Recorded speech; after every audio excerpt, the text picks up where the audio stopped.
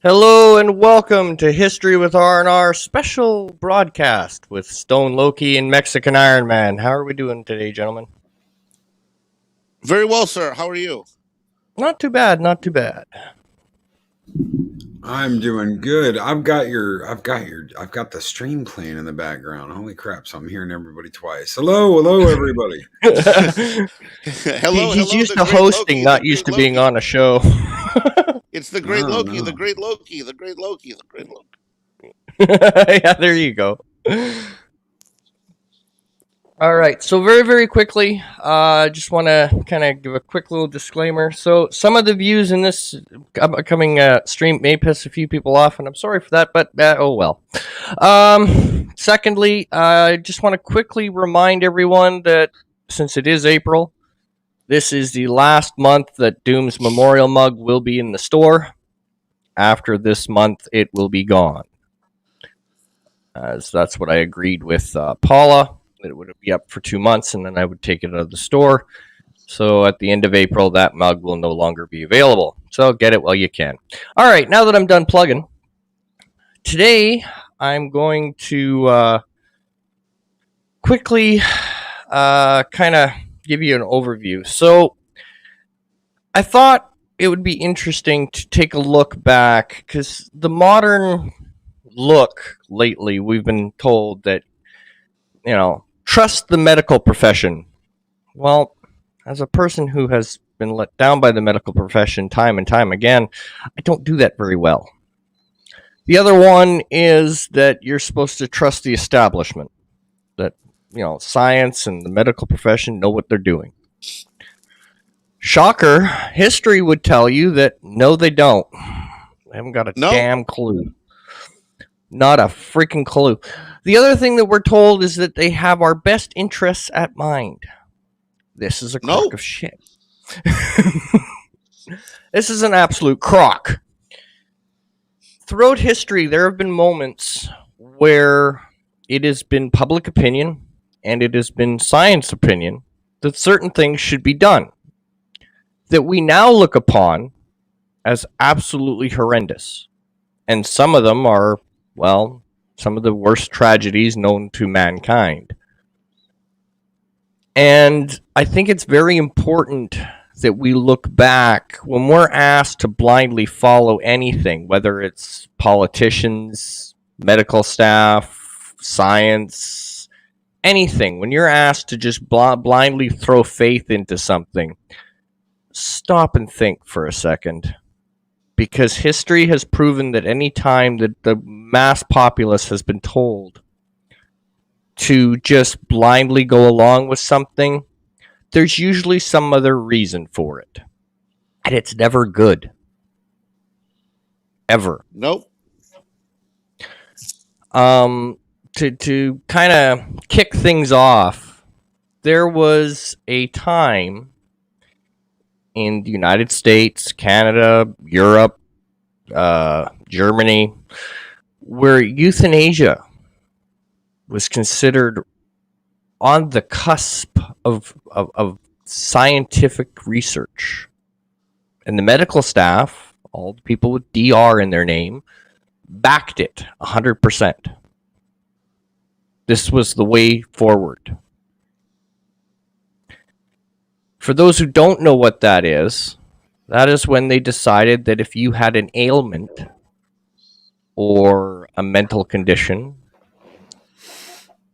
or anything out of the ordinary or anything that society deemed to be a bad trait, you should no longer be allowed to procreate. And it should be taken from you. The right to procreate should be taken from you. This was socially acceptable. This was backed by science. Hell, if you really want to go out there and go with the theory, let's trust science because science has your best interests at heart. Let's remember that there are scientists out there in the science world that believe that in order for humankind to survive, the population must be knocked out by 3/4. Three-quarters of the yes. population must be gone by tomorrow. Yep. Otherwise, we don't survive. This is science. This is doctors. This is the world in which we live. But yet, we're told in 2021, well, they're doctors. They know what they're talking about. They're scientists. They know what they're talking about. Do as you're told. In history, that's never ended well. I got news for you. The little thing called the Holocaust, yeah, that started out as something that scientists and doctors in Germany backed 100%. And a lot of the same wording, a lot of the same talking points that were used then are used now. They're just softer in their language. Anytime that you go into a situation where if you ask a question, you are attacked, that should set off your warning bells. Because every time in history that has happened, very bad things come out of the end of it. But, so that it's not just me rambling on, because that's a different channel. What do you think, Loki? I had a teacher in college when I was getting my degree in environmental science. Now, this is environmental science. Okay, this is a professor. This person has a doctorate in environmental science. And what he wanted to hear out of his students was save the planet, erase the human race.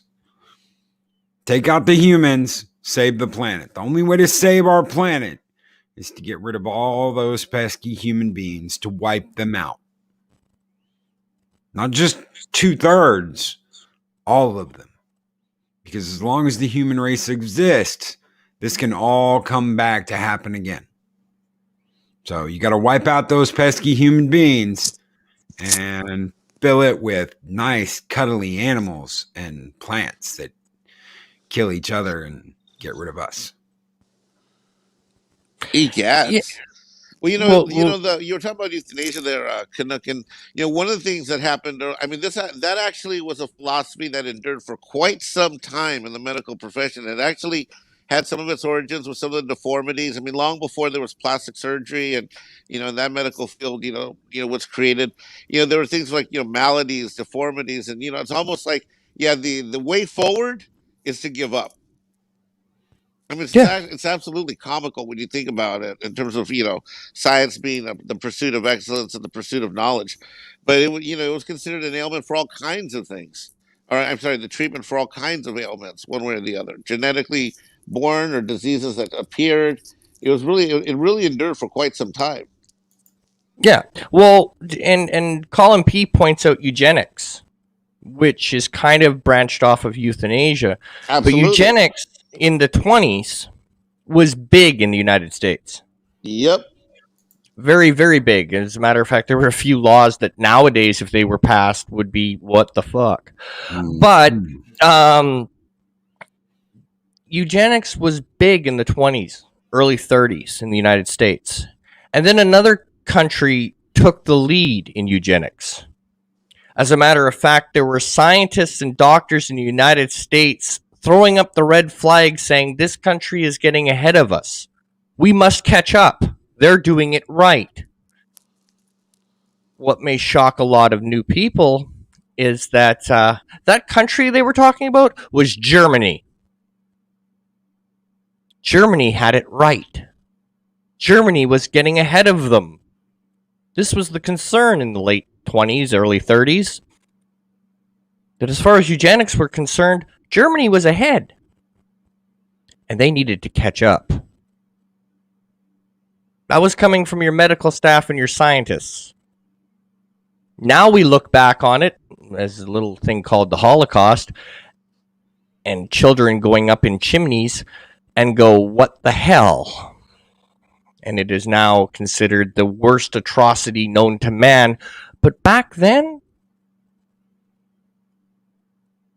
this was a model that needed to be caught up to because they were getting ahead. They were doing it right. Up until, public opinion swayed, and then, then it was a bad thing. Well, that's not the only time like stuff that's bad for you was claimed as being good for you. What about for all those years the medical profession allowed substances like cocaine to be in mainstream food and beverages? With Gum. Coca-Cola. I mean, good God. I mean, there's a long tradition of all kinds of chemicals just being allowed to be in all kinds of like food and drink, right, Loki? Yep, cocaine gum was one of them, and it was for dental pain. You had, toothache. You had cocaine gum that you could chew that would help you with your toothache back in the day. Well, I mean, you don't even need to go that far. I mean, just look at the fact that you have you have a mental disorder. Oh, we got the fix for that. We'll just give you a lobotomy. You'll be great. Yeah, that's another one. That was common medical practice right there, buddy. Oh, that was by the book. What's that? You have a mental illness? Oh, here, let's just remove your brain and turn you into a vegetable. Much better. I mean, now they just do it with ad campaigns, but before they used to physically do it. Now they're a little more sneaky about it. No, I would argue these days it's streaming services that are the culprit, but that's another story for another day. Ba-boom, bam! That was a joke. Ba-boom, bam? No? Loki? No? Oh. Well, you talked about Germany. A certain German leader that everybody knows the name of. He had a weird little mustache. Read about racial hygiene during his imprisonment in Landsberg prison, and he believed that that Germany had become weak because of corrupted dysgenics.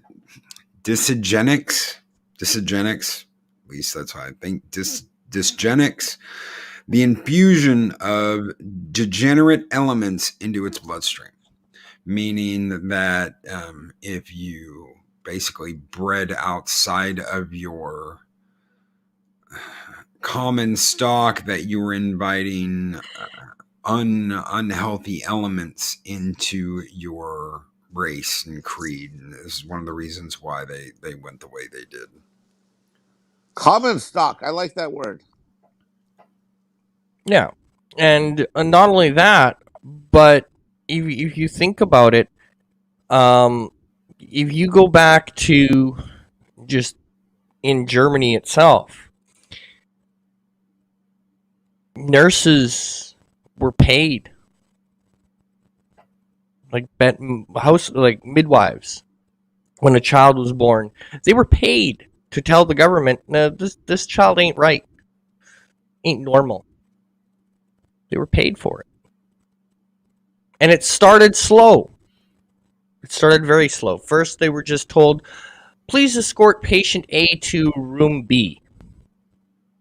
Okay, so then they got used to escorting patient A to room B, and then patient A never coming out of room B. Just became norm. Then it became, "Give patient B this injection for us, will you?" So they go in and give patient B the injection. And slowly but surely, they got indoctrinated that this was normal. This was for the betterment. This was acceptable. It was acceptable to do so. Because the literature, the thoughts at the time, which we now call propaganda, told them so. They weren't doing anything wrong. Or, as some of them would use later on in a trial, they would use the old military thing where they just went, "We were just following orders." I had a dime for every time that was an excuse. But not only that, I sent you something. Canuck. Whenever you got a minute, if you want to pull that up, I'm gonna read you something. All Okay. right. There we go. All right. So what I shall do is I shall share that. So I gotta get rid of this. And do this. There. There it is. There you go. Okay, now what this says, ladies and gentlemen, is this person suffering from hereditary defects cost the community 60,000 Reichsmarks during his lifetime. Fellow German, that is your money too. Meaning euthanize him. Oh yeah. Yeah, that was part of the campaign. Yep, and they'd send a bus around to pick up people like that, and these people cost you money, so they've got to go. Think of how much more money you would have if you didn't have to, worry about homeless and people like that. This was okay. This was backed by science.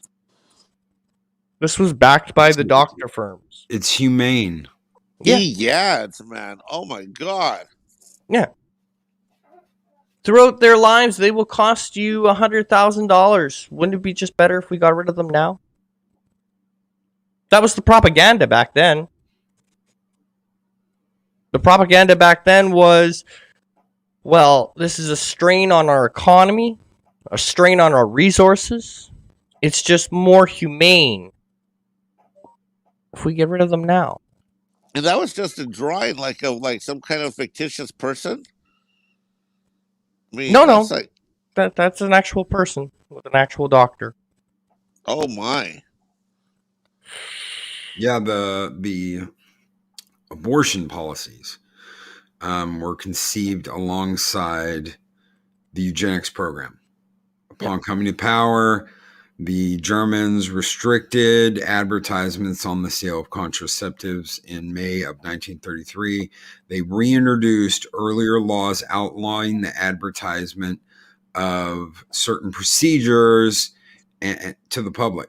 In the September of the same year, the Berlin Council of Physicians warned its members that proceedings will be taken against every evildoer who dares to injure our sacred health race.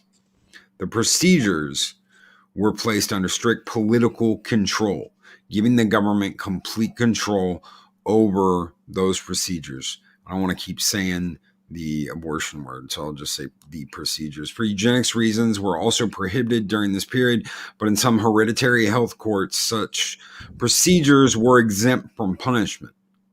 Those procedures being anyone of Jewish descent and anyone who was considered to be a drain on society, lesser than, they were immediately approved.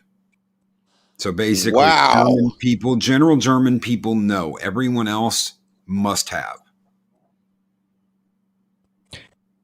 To give you an idea of the eugenics program that Colin P. mentioned, that remember now, in the United States, there were papers written about how Germany was getting ahead of them, and they needed to catch up.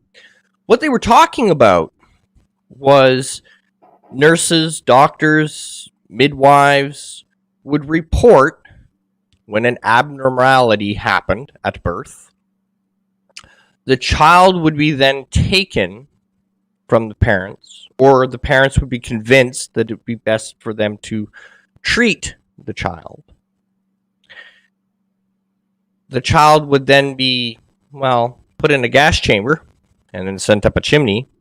And then nurses would write their parents stating that we're sorry to report, but your child has died of kidney failure. And it's come out now that a lot of these letters, like kidney failure, liver disease, heart stopped, just really didn't make any sense, because there was cases where they would write, your child has died of kidney disease. Meanwhile, one of their kidneys had been taken out 6 months ago. Oh. Or something like that where the cause of death couldn't have happened because they didn't have the organ for it to happen. It was already taken out. Oops. Wow. Yeah. Complications with their appendix. Well, their appendix had already been removed 6 months prior. But they died of appendicitis somehow. Don't ask how, but don't ask questions. Jesus Doctor said it was crickets. appendicitis. Wow. And it got to the point where children on the playgrounds in Germany would make the joke, "You better be good or you'll go up a chimney." It was an actual joke on a playground. Kids knew about it.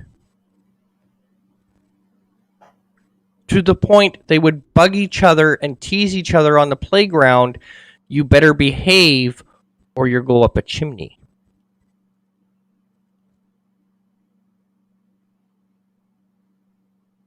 Think about that for a second. That's Children horrible. teasing other children with, "If you don't behave, you'll go up a chimney." It's absolutely horrifying, and the conditioning. I mean, that's conditioning an entire another generation. Yeah. And they were indoctrinated. We now call it indoctrination. They called it education. Back then, it wasn't indoctrination, it was education. Just like today, we look around and it doesn't take much. I mean, think about it. If you speak out against anything that the general medical or science tells you, you're an idiot. You don't have a piece of paper on your wall, so you're an idiot. Get with the program. Yeah. Well, I got news for you. Throughout history, every time somebody gets with the program, it's led to the most heinous atrocities known to man. Never get with the program. And don't buy it just because some idiot told you who has more pieces of paper on his wall than a paper mill. Doesn't mean anything. Just means they went to school. Here's another thought for you. A little food for thought. We're told in the modern vernacular that we're to trust people with the words doctor in front of their names. Yep. Because they know best. They went to school. They did everything. They're your better because they know about this stuff. I got news for you. The biggest war criminal of World War II, who got away, I might add, was Dr. Mengele. Think about that for a second. Biggest war criminal known to man during World War II. Dr. Mengele. As a matter of fact, here's something to make you really give yourself a second thought. A lot of our medical advances that we take advantage of today were born because Mengele was allowed free reign and allowed to do experiments that would have, under normal circumstances, never been allowed. Really? But the research that he was able to do was too valuable for us to turn away. Do you remember? Yeah, but do you remember the physician's oath? Do no harm. That's exactly what he did. He did a lot of damn harm. He did a lot of damn harm. Yes, he did a lot of. As a matter of fact, Mengele's base of operations was in a very well known to us in the modern day. He operated out of Auschwitz during World War II. They called him the Angel of Death. Oh, this guy. Yes. Yes. Now I recall. But he was doctor, so he knew what he was doing, right? In the modern vernacular, we're supposed to trust our doctors, trust that they're going to take, because they've taken some damn oath, that they're going to follow it. History tells us that's not necessarily the case. Mengele was the biggest, worst war criminal there was. And a lot of his experiments that he ran during World War II, we benefit from today. A lot of medical treatments wouldn't exist if it hadn't have been for him. But when they give you that, they're not exactly going to tell you that. As a matter of fact, it's been brushed under history to the point where finding anything on it is very hard to do.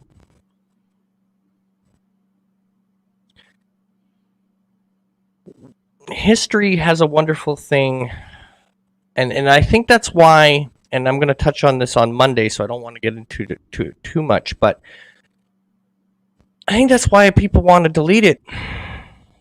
They don't want you to look back. Because when you look back, you see similarities, and warning bells go off. Stunning patterns emerge. Absolutely, they do. And it would be an absolute... If you look back and you look at the propaganda from 36, 37, 38, 39 in Germany, England, United States, a lot of stuff that we would consider only happened in Germany. That's not necessarily true. There was a law passed in the States, I think it was Virginia, in the 20s, late 20s, where it was perfectly legal to immunize somebody who had a disability. It's 100%. It was Immunize also or sterilized, and also it was actually legal to give them assisted suicide. Did you in guys the United States? Did you guys know about the twin thing? Yes, that was Mengele. Yeah, that was Mengele. He's always What's the looking for twin twins. Hurt one twin and have it affect the other. He wanted to be able to torture a twin, one of the twins, and have it affect the other one physically, mentally, whatever. Did that actually work? No. I mean, no, right? But there's cases where he would... It was a big thing. If you showed up at Auschwitz, you get to live a little longer if you had a twin. Yeah. Because you were singled out. Or if you were pregnant with twins. Those are the only women that gave birth that survived were women that were pregnant with twins. Yeah. Wow. For Jesus. medical research. Ugh. Awful. But at the time, it was acceptable. Because the propaganda, or should I say the education, said it was okay. This was for the betterment of all mankind. You weed out the weaknesses and you only breed the strengths. So that's eugenics in a short form. What he did to the twins was amputation, unnecessary amputation of limbs, intentionally affecting one twin with typhus or some other disease and transfusing the blood of one twin into the other. Many of the victims died while undergoing the procedures, and those who survived the experiments were sometimes killed and their bodies dissected once Mengele had no further use of them. They recalled one occasion on which Mengele personally killed 14 twins in one night by injecting their hearts with chloroform. The other thing that people don't quite understand is one of Mengele's other little experiments was they had this pesky thing of, soldiers having to deal with harsh conditions like, open wounds and dealing with cold and warm and really bad things. So what they do is they'd run tests on people to make it more survivable. So they'd give a person a wound and then they'd fill it full of glass and see if that helps. Or full of sand. Oh, so a lot of our So a lot of our wound healing abilities, guess where we got it from? Eesh. But that's not taught in school. We can cure your cuts now because, well, 50,000 people had to die. But, we got the cure now. We're good.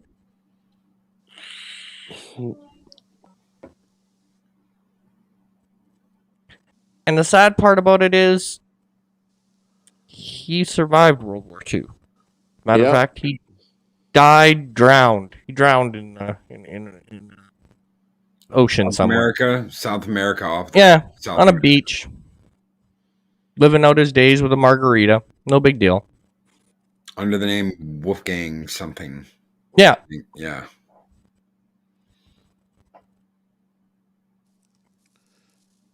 Jesus. The other thing, I mean, if you want to look at it, the medical staff during World War II, I mean, on the Allied side, it was perfectly acceptable to drug up your pilots so that they wouldn't fall asleep at the wheel. They still do that. They still do that in the American military. Really? They give you that was fine. Oh yeah, they give you amphetamines. Really? Oh yeah. How do you think that a bomber pilot could fly from London to Germany to Berlin and back? They still do that, yeah. Wasn't a coffee maker, I'll tell you that right now. They give them the doctors prescribe you amphetamines to take. There was a firefight on board. I think it was the USS Constitution, where they were up for 52 hours fighting a fire. How do you think they do that? Isn't coffee. Yeah, I'll tell you that right now. No dose? No, it's not no dose. It's amphetamine. Wow, I had no idea. Yes. But that's the medical profession.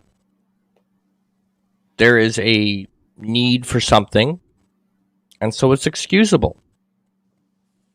It's like, in anything, it's not what the actual facts are, it's how the facts are told. And to kind of touch on our modern day, without, pissing off YouTube too much, because I still want to have a channel tomorrow. But anyway, let's see how long we're up after this. If you think about it, try typing into your Google machine, how many people died of cancer last year worldwide? Not going to find it. And if you do, it will take you a while. It's not readily available. No. Here's something to note. Type in how many people worldwide died of the wonderful bug yesterday. Never mind last year, yesterday. You'll get a number. Because it's what they want you to know. It's thrown in your face over and over and over again. Huh. Because that is the popular opinion. Therefore, that information is very readily available. Good luck trying to find out how many people got diagnosed with cancer yesterday. Good luck. Good luck trying to find out how many people had the common cold yesterday. But if you need to know about a certain virus that we're dealing with, oh shit, you can find that up by the hour. You can get an hourly update on that sumbitch. Easy beasy. Because it is what they want you to know. Here's another little food for thought. Think of it this way. It is not what the truth is. It's how it's said. Even back then, back in the day,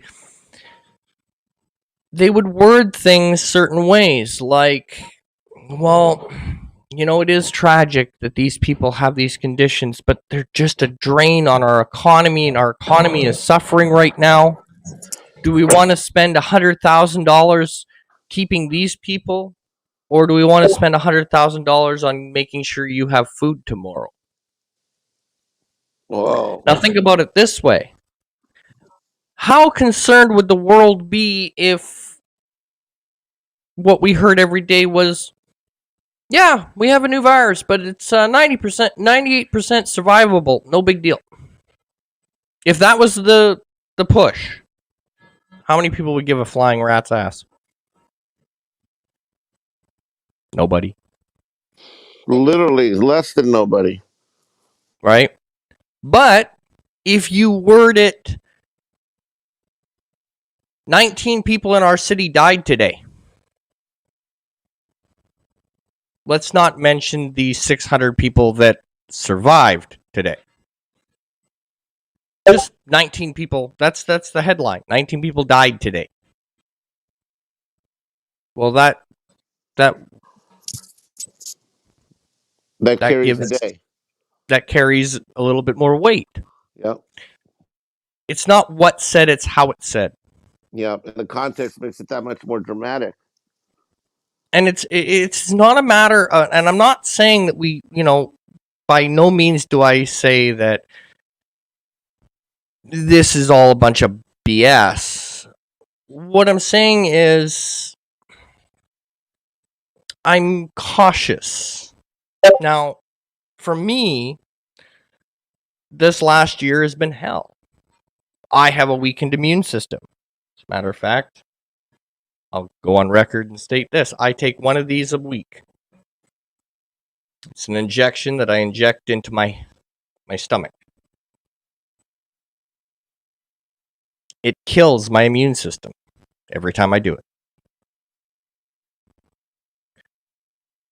So for me, this has been a scary year.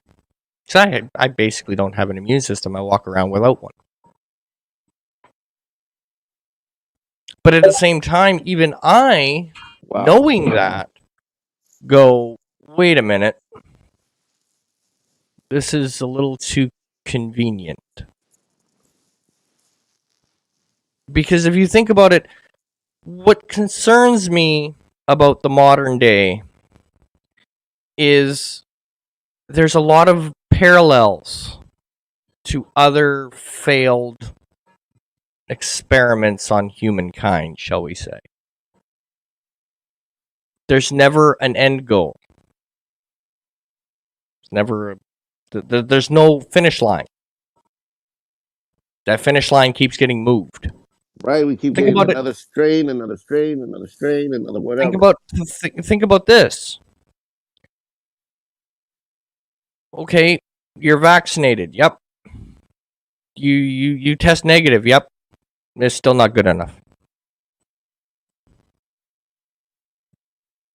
Well, why? Don't ask questions. Do as we're told. Anytime that is the issue, I get concerned. Because if you look in history, anytime that those kind of massive campaigns have been run, nothing good ever comes of them. And that was kind of the purpose of this stream. To remind people to look back. And maybe not just because somebody in authority says, do this because we know better.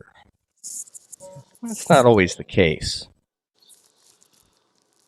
And just because somebody has DR in their name does not necessarily mean they're more informed than you. Just means they went to school for 8 years. Or longer. That's what it means. That's so much of this elitist superiority of thought that these people have. Hey, I went to this great school, I got this great degree, you didn't listen to me. Means nothing. Anytime that there is a massive campaign for anything, where if you disagree with said opinion, you are a bigot, you are wrong, you're an idiot, you're shamed, you're penalized. The question I ask is, why is my question wrong? Why is it wrong for me to want to be informed? All I did was ask a question. Why is your whole argument so weak you can't defend it with a simple question? Yep. You're telling me you're using, as I like to call, the dad argument. For those who had a dad like me, or a dad like me, ask my children. You tell your child, go to your room. Why? Because I damn well said so. That's the dad argument. There's no reason. Dad's pissed at you. Get to your room. Don't argue. Get to your room. Just go. That's the dad argument. And if you knew it was good for you, you went to your room. But that's the dad argument. That's not the DR argument, brother. Right? That's not science. That's not that's just that's the dad argument. Get to your room. Why? Because I said so. Why? Because I said so. That's parent argument 101. And under the parent umbrella, that makes sense. But on a worldwide scale, not so much. Any time that you are not allowed to question or seek out alternative information on something, be worried about it. Because if the argument is so weak that it doesn't hold up under speculation or confrontation, then it probably wasn't worth the paper it was written on in the first place. Do your own research, you're saying? Yeah. Like in everything. There's a post I retweeted today that is a good example of this and why it is so important for us to make sure that people are taught what came before. There was a monument in the UK that was set up for German soldiers of World War I. World War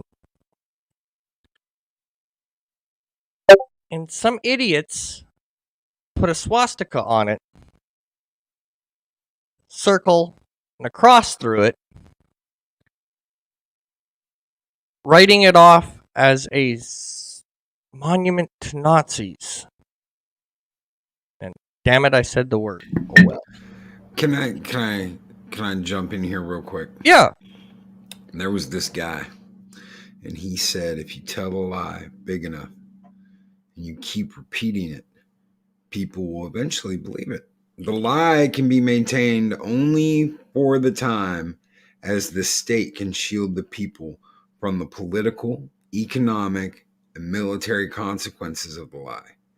It thus becomes vitally important for the state to use all of its powers to repress dissent, for the truth is the mortal enemy of that lie, and thus by extension, the truth is the greatest enemy of the state. That, ladies and gentlemen, was the Minister of Propaganda in Germany, Joseph Goebbels. Yes. Whoa. Yeah, Goebbels knew how to spin it. That was called the big lie. Anything can be made fact. You just need the right people to say it.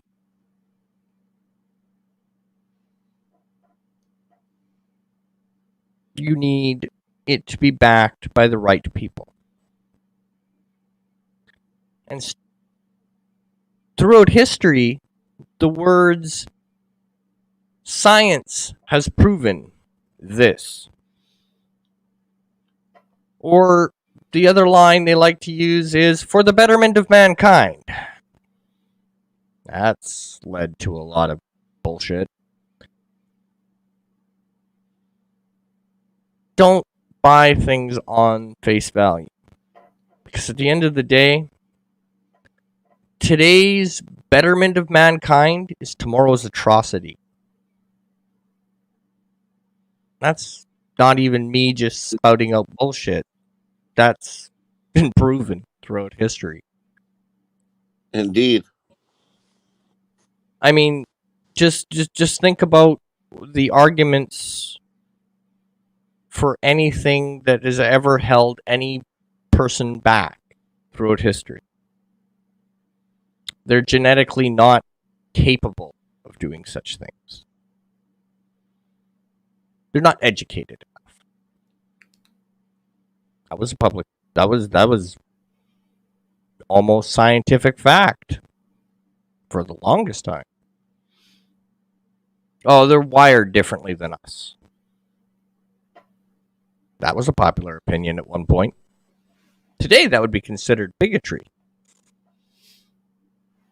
But back then, it was perfectly fine. It's acceptable. Be careful what becomes acceptable. Because where it may not affect you today, it will tomorrow. Because history has proven that if we allow an inch, people will take a mile.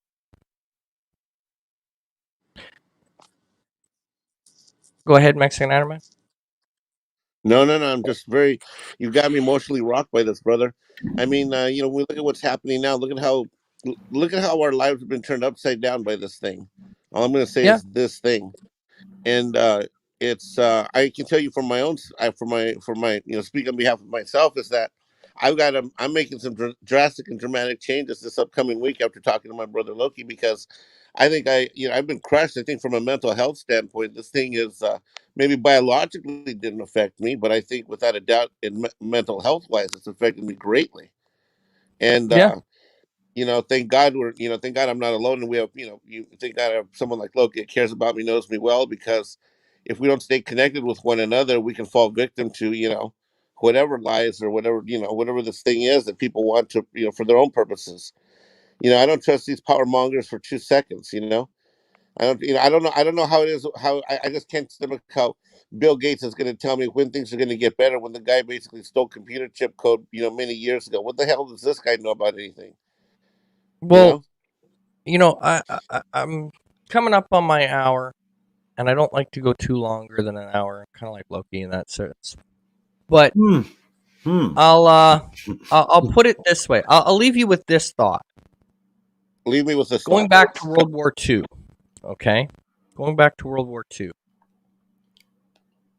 Remember how I said the eugenics program and children going up the chimney? Oh yeah. Well, here's a fact.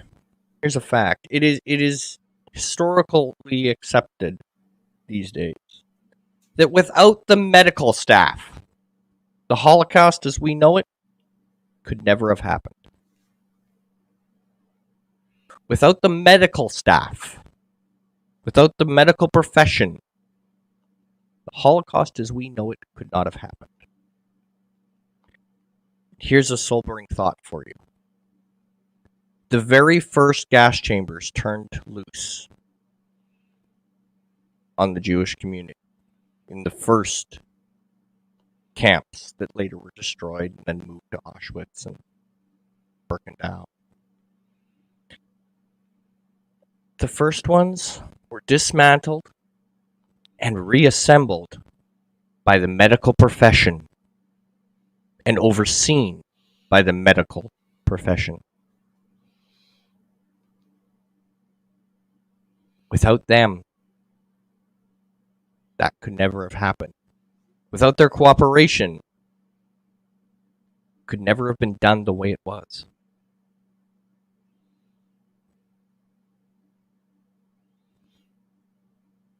There's a sobering thought for you. That's powerful, brother. Oof. Without the medical profession, it could have never been done. Oof. And with that, I thank you all for coming. And I just hope that I've given you a little bit of food for thought. And until next time, thank you and good night.